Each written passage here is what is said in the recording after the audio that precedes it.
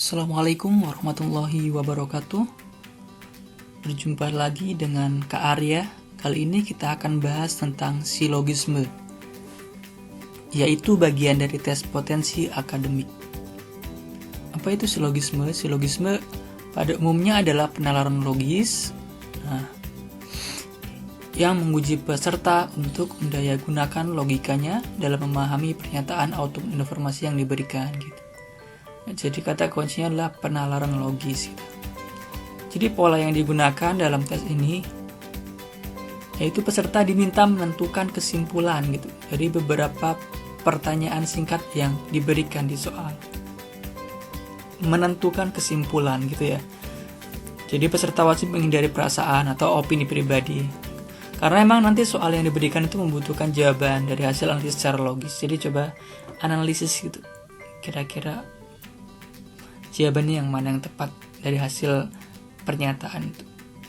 Jadi kuncinya adalah mencari kesimpulan dengan nalar yang logis gitu.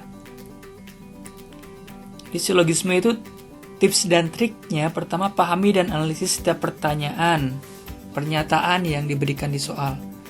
Ini jelas harus pahami gitu. Yang kedua, ambil kesimpulan logis sesuai pernyataan yang telah diberikan di soal. Coba pakai nalar kita gitu. Yang ketiga, kesimpulan yang diambil merupakan hasil analisis gabungan dari semua pernyataan yang diberikan. Kalau pernyataannya ada 2, coba simpulkan. Kalau ada 3 juga, dan seterusnya. Nah ini biasanya kalau soalnya ada semua dan sebagian, nah biasanya jawabannya sebagian kayak gitu. Ini penting ya. Nah, semua sebagian, jawabannya bisa sebagian. Yang kelima itu kita harus konsentrasi, fokus, rileks, dan jangan panik ya gitu. Oke. Yang keenam, gunakan waktu sebaik mungkin. Ini jelas. Contoh soal, jadi ada 3 sebenarnya secara umum. Pertama ada modus ponens, itu pernyataan satunya P. Nah ini ya, P ke Q, ya, pernyataan 2 P. Berarti nanti P-nya coret nih, jadi tinggal Q-nya aja gitu.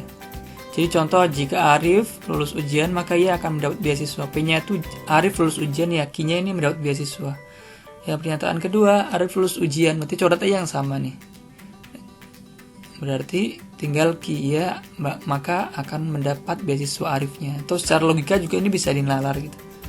Yang kedua, modus tollens. Ini sama P ke Q, nanti ini ada negasi dari Q-nya gitu ya. Nah, berarti jawabannya negasi P karena Q-nya dicoret itu ya. Jika Tono membaca buku, ia akan menjadi tahu. Tono tidak tahu, berarti kesimpulannya Tono tidak membaca buku gitu ya. Ini bisa dilarang atau pakai rumus aja gitu. Yang sama kan tidak tahu nih.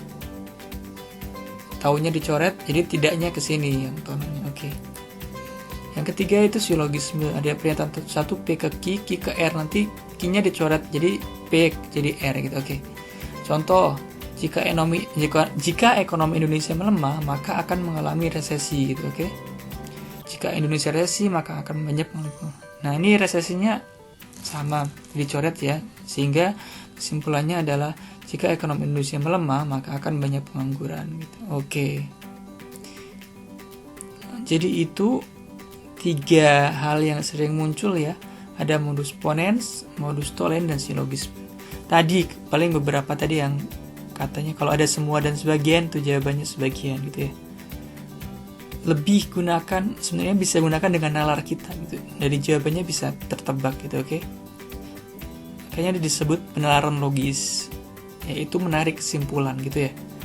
Nah mungkin sekian yang bisa Kak sampaikan ya tentang silogisme gitu.